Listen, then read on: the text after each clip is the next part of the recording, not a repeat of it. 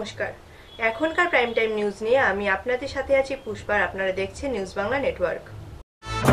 সংবাদ নিবেদন করছেন রাজন জুয়েলার্স, বিবেকানন্দ রোড, ধর্মনগর, উত্তর ত্রিপুরা। দি বিগ মা, আইসিআইসিআই ব্যাংকের পাশে, ডিএনবি রোড, ধর্মনগর, উত্তর ত্রিপুরা। সহযোগী নিবেদক আমার অঙ্গে অঙ্গে তোমার ছোঁয়া আমায় সম্পূর্ণ করেছে। এখন খবর বিস্তারিত। লোকসভা নির্বাচনে পূর্ব ত্রিপুরা আসনের কংগ্রেস প্রার্থী প্রজ্ঞা দেববর্মনের সমর্থনে বৃহস্পতিবার ধর্মনগর জেলা কংগ্রেস ভবনে এক নির্বাচনী সভার আয়োজন করা হয়। এই সভায় প্রধান বক্তা ছিলেন প্রদেশ কংগ্রেস সভাপতি প্রদ্যোৎ কিশোর দেববর্মন।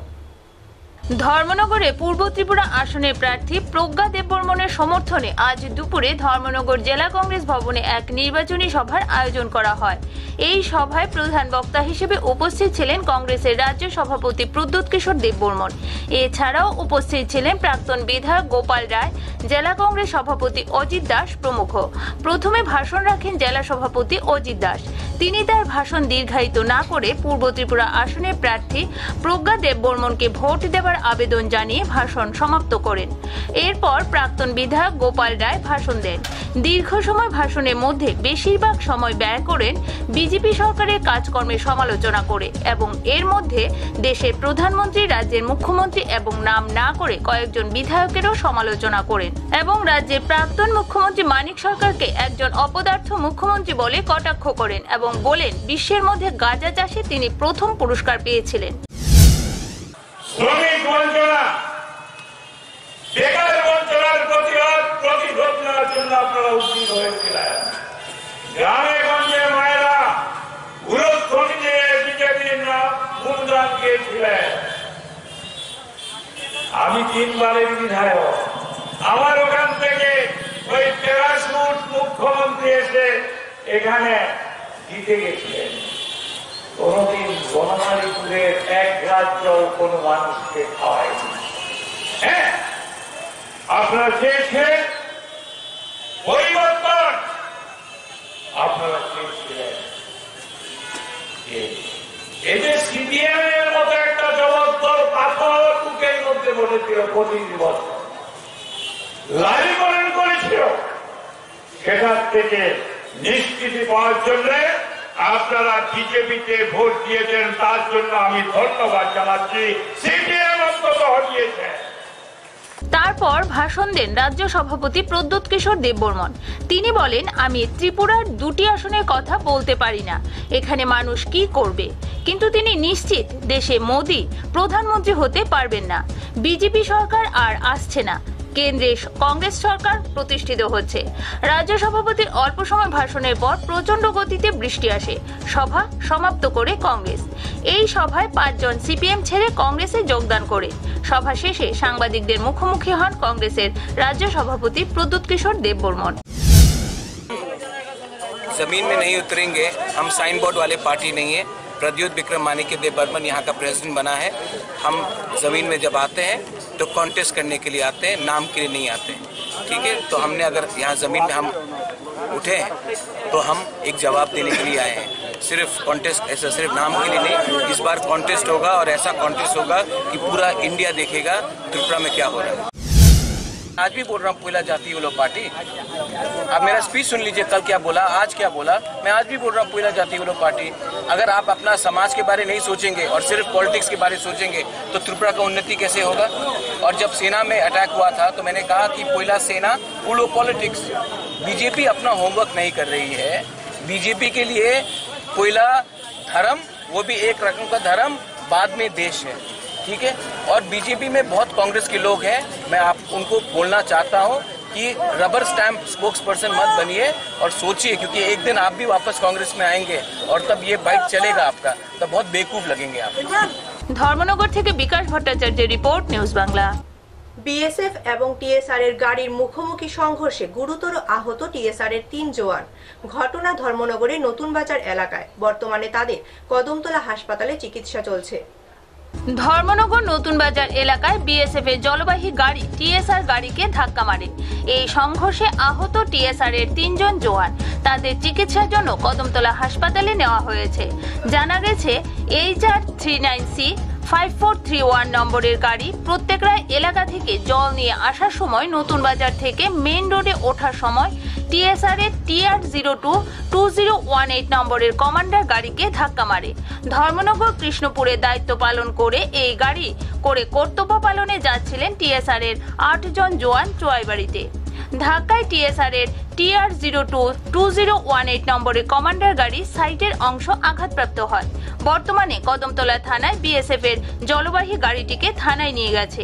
বিএসএফ এর জলবাহী গাড়ির কোনো ক্ষয়ক্ষতি হয়নি এবং গাড়িতে থাকা কারো কোনো আঘাত লাগেনি। বর্তমানে টিএসআর এর 3 জওয়ানের চিকিৎসা চলছে কদমতলা হাসপাতালে। এই দুজনের আঘাত বেশি লেগেছে বলে জানা গেছে। তাদের নাম হলো কমল দাস ও নায়ক হেমন্ত কুমার রায়। তাদের কোমরে ও পায়ে আঘাত লেগেছে। চোরাইবাড়ি যাচ্ছিলাম ডিউটির জন্য, ঠিক আছে। কোথা থেকে? আমরা কৃষ্ণপুর হাই স্কুল থেকে আসতেছি চোরাইবাড়িতে ডিউটি যাওয়ার জন্য। এই নতুন বাজার এখানে বিএসএফ এর ওয়াটার ট্যাঙ্কার আমাদেরকে আচমক ধাক্কা মারে, ঠিক আছে। এই গোটা পরিবেশে আমি ছিটকে পড়ে গেছি গাড়ি থেকে। আমার সহকারী আরেকজন আছে, উনি ইনজুর হয়েছেন। এই পরিস্থিতিতে আছে। আপনার কয়জন স্টাফ ছিলেন গাড়িতে? আমরা 8 জন ছিলাম। মানে 2 জনের মানে একটু হ্যাঁ 2 জন জখম হয়েছে।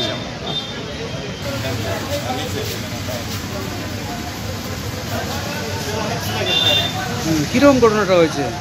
তো আমরা এখানে কৃষ্ণপুর স্কুল থেকে চোরাইবাড়ি ডিউটি যাওয়ার পথে এখানে বিএসএফ জলবায়ু গাড়ি এসে আমার গাড়িকে ধাক্কা মেরে আমি ডান সাইডে ছিলাম, আমরা এখানে চলে গেছি। আপনার নামটা কি? কমল দাস।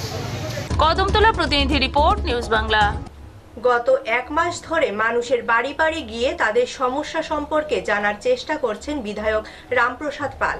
গত 3 মার্চ থেকে শুরু হওয়া জনসংযোগ কর্মসূচি বৃহস্পতিবার শেষ হয়েছে।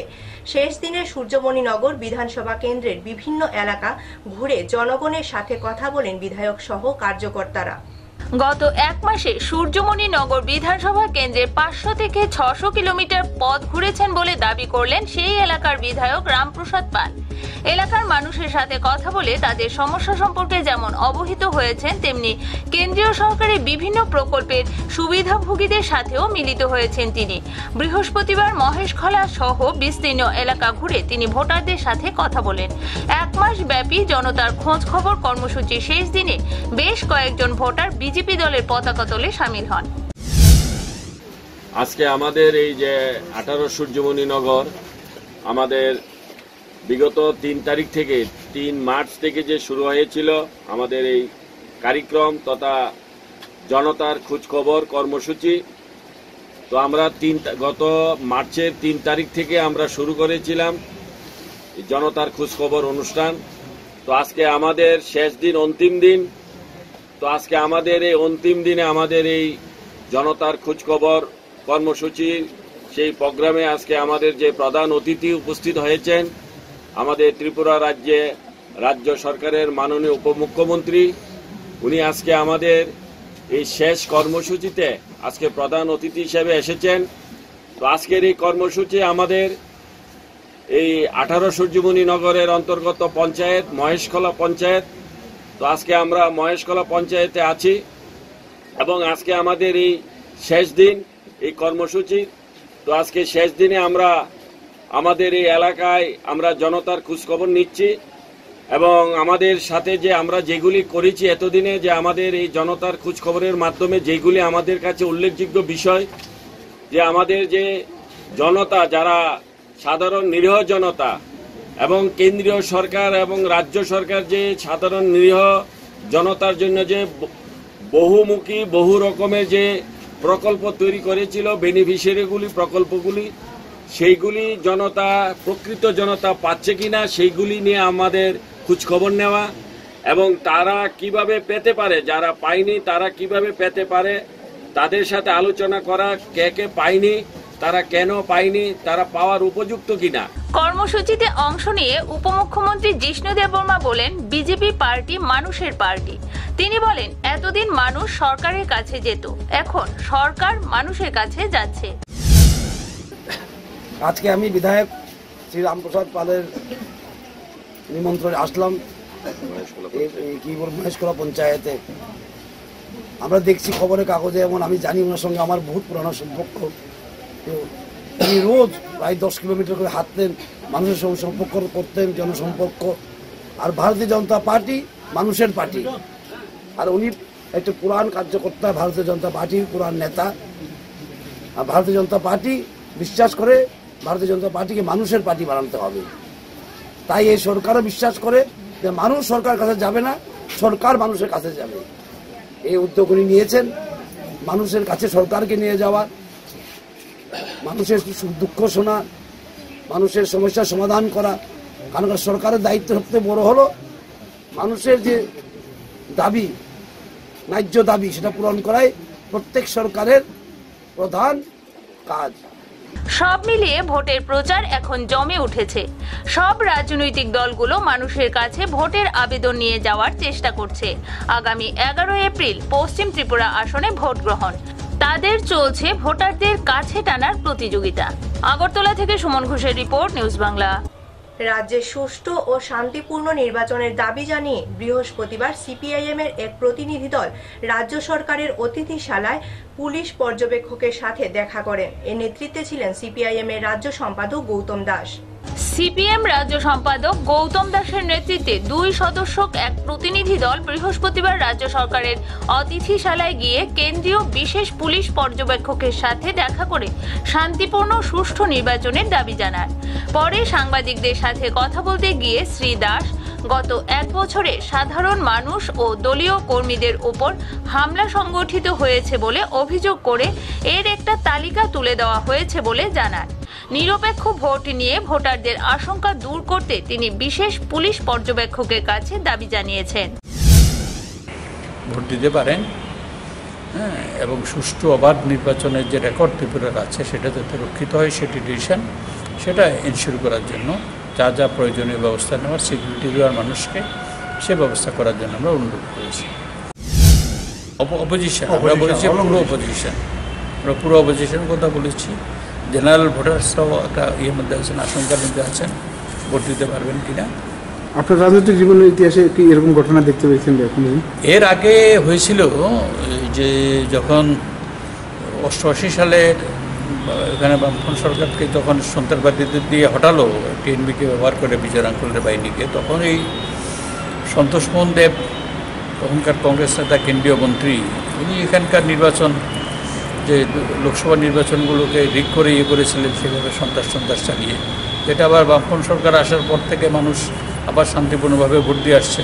কিন্তু এখন আবার চেঞ্জ হওয়ার পরে এটা পরিস্থিতি দেয় সেই লোকগুলোই যারা এই 88 থেকে 92 সন্ত্রাস করেছে, এরাই তো আবার এখন ক্ষমতায় না, এই জন্যই আর কি এটা বেশি। আগরতলা প্রতিনিধি রিপোর্ট, নিউজ বাংলা। লোকসভা নির্বাচনে সিপিআইএম প্রার্থীদের জয়ী করার লক্ষ্যে বৃহস্পতিবার থেকে রাজ্যব্যাপী লিফলেট বিলি শুরু করল ডিওয়াইএফআই। ধর্মনগর থেকে সাবরুম পর্যন্ত লিফলেট বিলি করা হচ্ছে বলে জানান সংগঠনের রাজ্য সম্পাদক নবারুণ দেব। রাজ্যের 2টি আসনে বাম প্রার্থীদের জয়ী করার আহ্বান জানিয়ে বৃহস্পতিবার থেকে যুব সংগঠন ডিওয়াইএফআই রাজ্যব্যাপী লিফলেট বিলি কর্মসূচি শুরু করল। আগরতলা শহরের রাজপথে বিভিন্ন অংশের মানুষের কাছে লিফলেট বিলি করা হয়।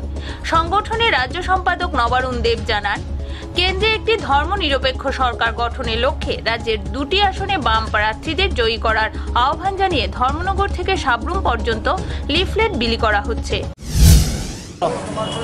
রাজ্যের 2টা আসনে পূর্ব ত্রিপুরা এবং পশ্চিম ত্রিপুরা লোকসভা আসনে বামফ্রন্ট প্রার্থী কমরেড জিতেন চৌধুরী এবং শঙ্কর প্রসাদ দত্ত, এই বামফ্রন্ট প্রার্থীদের বিপুল ভোটে জয় করার জন্য আমরা ডিওএফআইয়ের পক্ষ থেকে আজকে এই লিফলেট বিলি করছি আগরতলা শহরে। ধর্মনগর থেকে সাবরুম যুবকদের কাছে, যুব ভোটারদের কাছে আমাদের এই লিফলেট বিলি করা হচ্ছে। গোটা রাজ্যে এই কর্মসূচি চলছে। তো আমরা মনে করছি গোটা রাজ্যে এবং আমাদের দেশে যেভাবে বেকারের হার বৃদ্ধি পাচ্ছে, মানুষ কাজ হারাচ্ছেন, যুবকদের কোনো কর্মসংস্থানের গ্যারান্টি হচ্ছে না, সরকার যুবকদের সঙ্গে প্রতারণা করছেন, ইয়ারকি ঠাট্টা মস্করা করছেন। এই যে যুবকদের সঙ্গে প্রতারণা করা সরকার, এই যেমন দিল্লিতে তেমনইভাবে আমাদের রাজ্যে এই বিজেপির এই নীতির বিরুদ্ধে দাঁড়িয়ে দিল্লিতে ধর্মনিরপেক্ষ সরকার গঠন করার আহ্বান জানিয়ে রাজ্যের বামপন্থী দুজন যে প্রার্থী তাদেরকে বিপুল ভোটে জয় করার আহ্বান জানিয়ে আমরা এই লিফলেট বিলি অভিযান করছি। এই লিফলেট বিলির মধ্য দিয়ে রাজ্যের মানুষের কাছে এই আবেদন আমরা রাখছি। আগরতলা থেকে সুমন ঘোষের রিপোর্ট, নিউজ বাংলা। নিয়ে নিচ্ছে ছোট্ট একটি বিরতি, ফিরছি বিরতির পর, সঙ্গে থাকুন।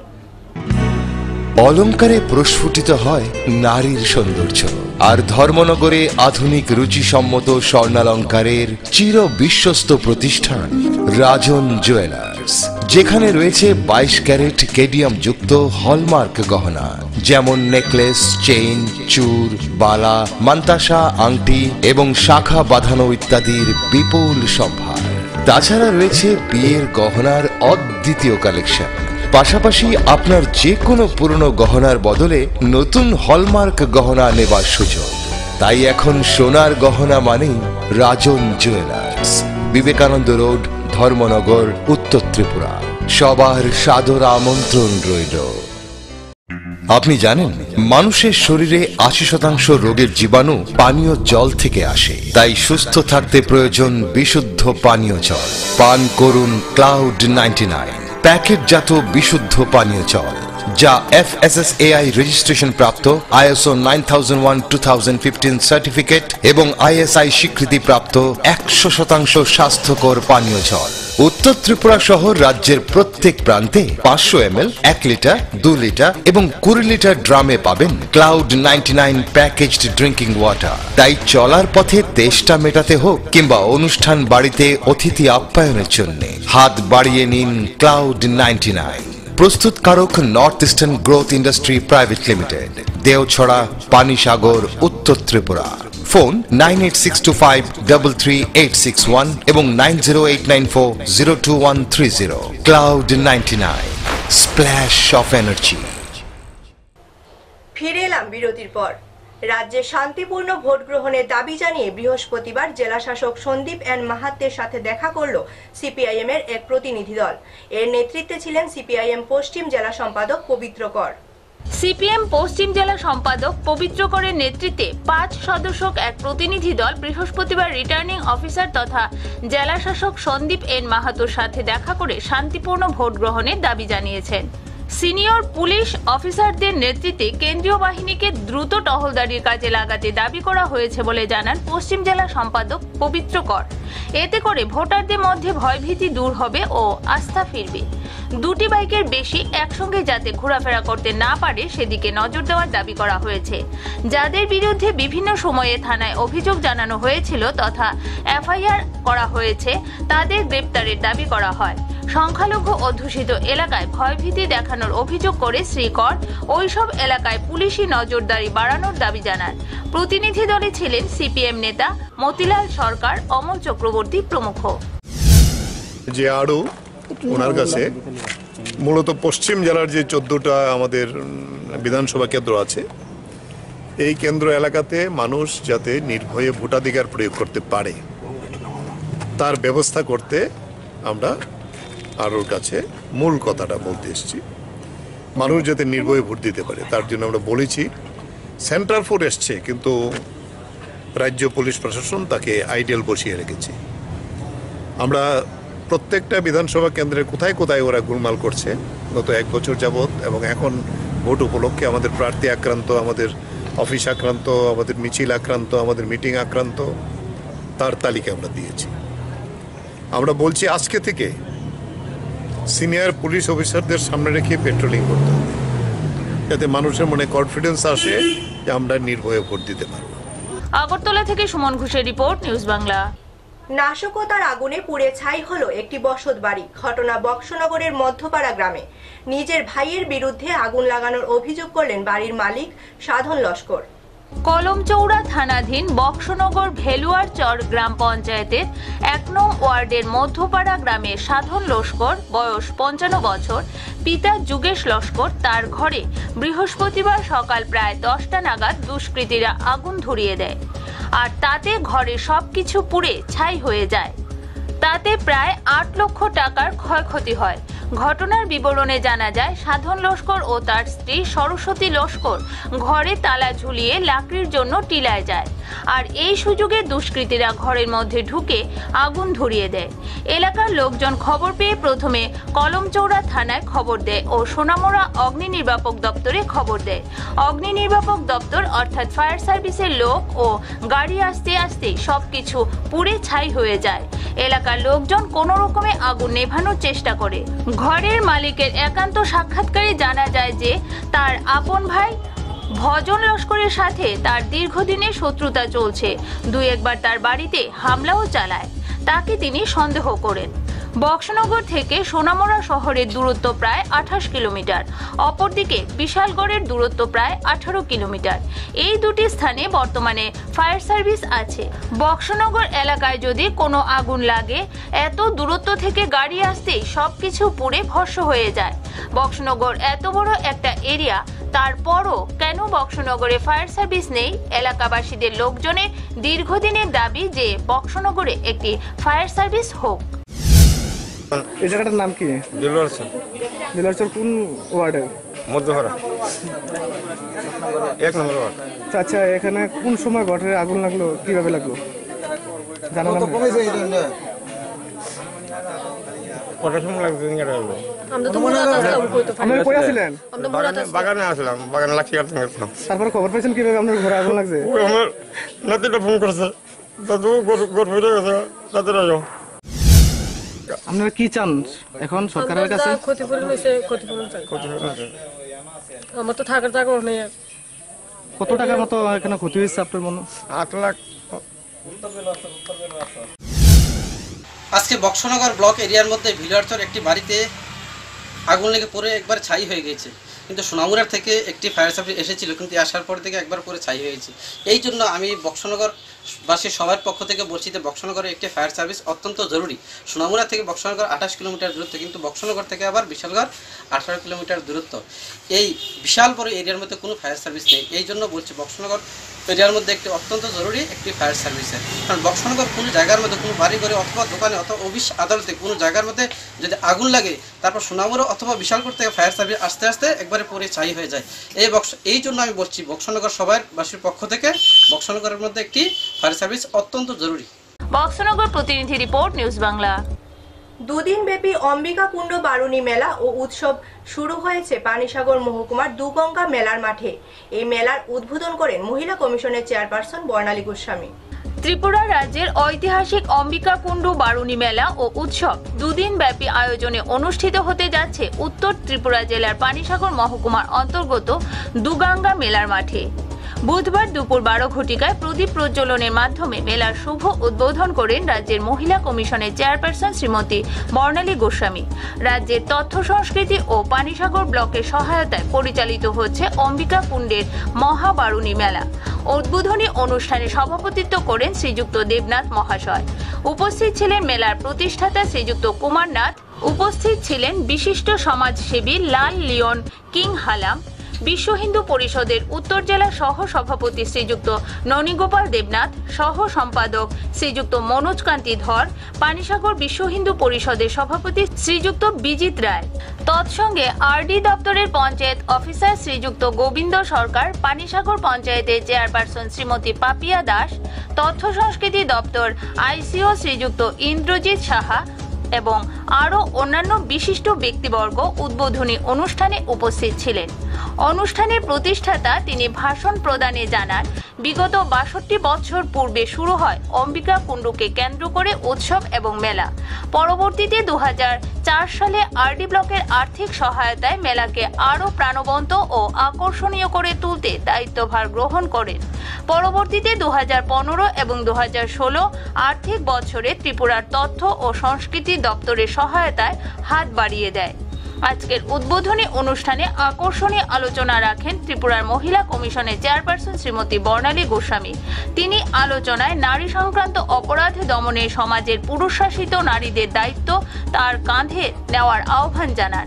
কোনো সময় যে পুরুষরাও নির্যাতিত হন স্ত্রীদের দ্বারা মহিলা কমিশনের আলোচনায় সেটা উঠে আসে এবং তিনি আলোচনায় আহ্বান রাখেন অত্র এলাকায় বসবাসকারী নাগরিকরা এবং উপস্থিত বিশিষ্ট ব্যক্তিবর্গের কাছে যে একটি বিশাল উদ্যোগ নিয়ে বর্তমান সরকারের কাছে এই বারুণী মেলাকে ত্রিপুরার ঐতিহাসিক মেলা এবং একটি টুরিস্ট প্লেস হিসেবে এই অম্বিকা কুণ্ডকে সাজিয়ে তোলার আহ্বান রাখেন। আজকের এই উদ্বোধনী অনুষ্ঠান আরও আকর্ষণীয় ছিল ত্রিপুরা রাজ্যের উপমুখ্যমন্ত্রী শ্রীযুক্ত জিষ্ণু দেববর্মনের উপস্থিতিতে। যদিও উক্ত মেলাতে ওনার কোনো উপস্থিতি প্রোগ্রাম ছিল না। পানিসাগর মহকুমার দামছড়া এলাকায় নির্বাচনী প্রচার সেরে যাওয়ার পথে একটি বারের জন্য মেলা পরিদর্শন করে যান। এই মেলায় উপমুখ্যমন্ত্রীকে পেয়ে সংবাদ মাধ্যমের প্রতিনিধি জানতে চান এই ঐতিহাসিক অম্বিকাপুর মেলাকে একটি টুরিস্ট প্লেস তৈরি করার আবেদনে মন্ত্রী মহাশয় কি প্রকার সহযোগিতা করতে পারেন। প্রত্যুত্তরে উপমুখ্যমন্ত্রী মহাশয় বলেন, এলাকার জনগণ চাইলে সরকার শুনতে বাধ্য থাকবে। আজকের মতো এই কথাটি বলেই তিনি আগরতলা অভিমুখে যাত্রা গ্রহণ করেন। 25 বছর আগে এই মেলার উদ্বোধন হয়েছিল এবং সেটা দীর্ঘকাল যাবৎ আজকে অবধি এখানে মেলা চলে আসছে এবং এই এলাকাতে একটা পূর্ণ স্থান আমরা আছে। ত্রিপুরা রাজ্যের অনেকেই এই কথাটা জানেন না।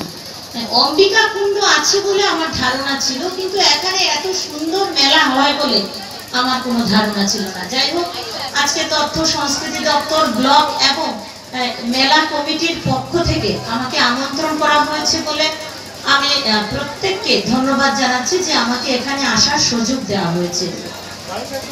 তবে এই মেলা প্রাঙ্গণে এসে আমার সত্যি মনে হচ্ছে যে 62 বছরের পুরনো একটি মেলা, কিন্তু এর প্রসার প্রচার এতটা কম কেন হলো এত দীর্ঘ বছর ধরে, আর সেই প্রশ্ন আমাকে খুব কষ্ট দিচ্ছে। আমরা জানি ত্রিপুরা রাজ্য খুব একটা ট্যুরিজমে খুব একটা বেশি এগিয়ে যায়নি এবং সেটা অবশ্যই কোনো না কোনো কারণে এটা হয়েছে। হয়তোবা ত্রিপুরা রাজ্যকে ইচ্ছে করে এগিয়ে নিয়ে যাওয়া হয়নি। পানিসাগর প্রতিনিধি রিপোর্ট, নিউজ বাংলা। বৃহস্পতিবার করবুক বিধানসভা কেন্দ্রের বিভিন্ন এলাকায় নির্বাচনী প্রচার করলেন সিপিআইএম প্রার্থী জিতেন্দ্র চৌধুরী। তিনি এদিন মোট 4টি নির্বাচনী জনসভা করেন। লোকসভা নির্বাচনকে কেন্দ্র করে প্রচার অভিযান তেজি হয়ে উঠল। বৃহস্পতিবার করবুক বিধানসভা কেন্দ্রের বিভিন্ন এলাকায় নির্বাচনী প্রচারে অংশগ্রহণ করেন সিপিআইএম প্রার্থী জিতেন্দ্র চৌধুরী। গোটা বিধানসভা এলাকায় 4টি নির্বাচনী জনসভা করা হয়। আইলমারা, জলেয়া, করবুক ও বৈরাগী দোকান বাজারে সিপিআইএম নির্বাচনী জনসভা করে। জনসভাগুলোতে বক্তব্য রাখতে গিয়ে পূর্ব ত্রিপুরা লোকসভা কেন্দ্রের সিপিআইএম প্রার্থী জিতেন্দ্র চৌধুরী রাজ্যের ও কেন্দ্রের বিজেপি সরকারকে তীব্র ভাষায় আক্রমণ করেন। তিনি বলেন, বিজেপি সরকার বিভিন্ন প্রতিশ্রুতি দিয়ে সরকার প্রতিষ্ঠিত করলেও প্রতিশ্রুতি পূরণ করতে পারছে না। বিজেপি সরকারের সময়কালে সমস্ত বিরোধী দলের কর্মীরা আক্রান্ত হচ্ছে। জনসভাগুলোতে বামফ্রন্ট প্রার্থী জিতেন্দ্র চৌধুরীর পাশাপাশি প্রাক্তন মন্ত্রী রতন ভৌমিক, প্রাক্তন বিধায়ক প্রিয়মণি দেববর্মা, নগেন্দ্র রিয়াং প্রমুখ নেতৃত্বরা উপস্থিত ছিলেন। রাজ্যে গণতন্ত্র পুনরুদ্ধার করতে আসন্ন লোকসভা নির্বাচনকে বামফ্রন্ট মনোনীত প্রার্থীকে জয়যুক্ত করার আহ্বান জানান নেতৃত্বরা। এই রাজ্যের মধ্যে বিরোধী দল শুধু সিপিএম না, কংগ্রেস থেকে শুরু করে বিজেপির যত বিরোধী,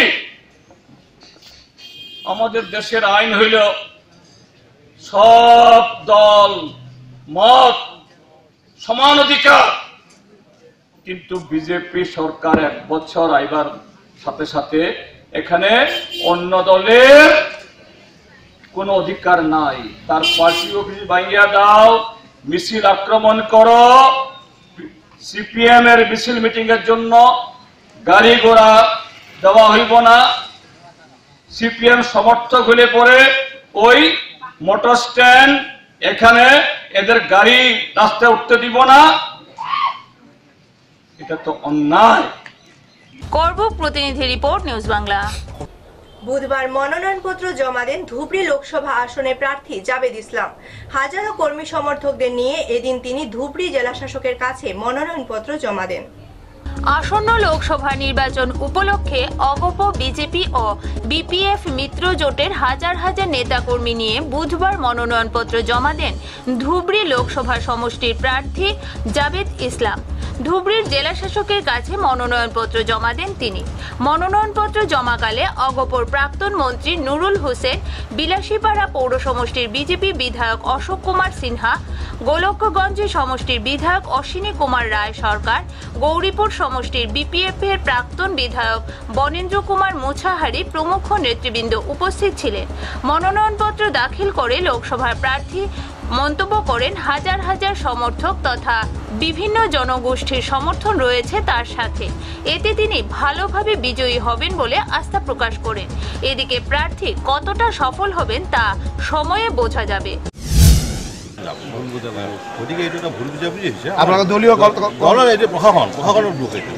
আচ্ছা, মিত্রজোট প্রার্থী হিসাবে আপনি এই প্রথমবার কারণে ই করেছে, আপনার প্রধান উদ্দেশ্য কি হবে? রাজ্যকে আপনি কি মনোনয়নপত্র দাখিল করলে এই মুহূর্তে সর্বাঙ্গীন উন্নয়ন। দাদা, মনোনয়নপত্র দাখিল করলে এই মুহূর্তের মনোনয়নপত্র কিমান কনফিডেন্স আপনি? মই যিমান আছিলোঁ ঠিকে আছিলোঁ, তাতকৈ দ্বিগুণ আৰু আজি নহয়। আপোনাৰ দেউতাতে এটা সময় মন্ত্ৰী ইয়াত প্ৰতিনিধিত্ব কৰিছিলে, আপোনাৰ দেউতাৰ যিটো কৰিছিলে তেওঁ যিটো আশা আছিলে এইটো মোৰ আশা আছে আল্লাহৰ ওচৰত, ঈশ্বৰৰ ওচৰত, সেইটো যাতে মোক পূৰণ কৰে। করিমগঞ্জ প্রতিনিধি রিপোর্ট, নিউজ বাংলা। এখনকার মতো প্রাইম টাইম নিউজ এই পর্যন্তই। আমাদের পরবর্তী সংবাদ দেখার জন্য চোখ রাখুন নিউজ বাংলার পর্দায়।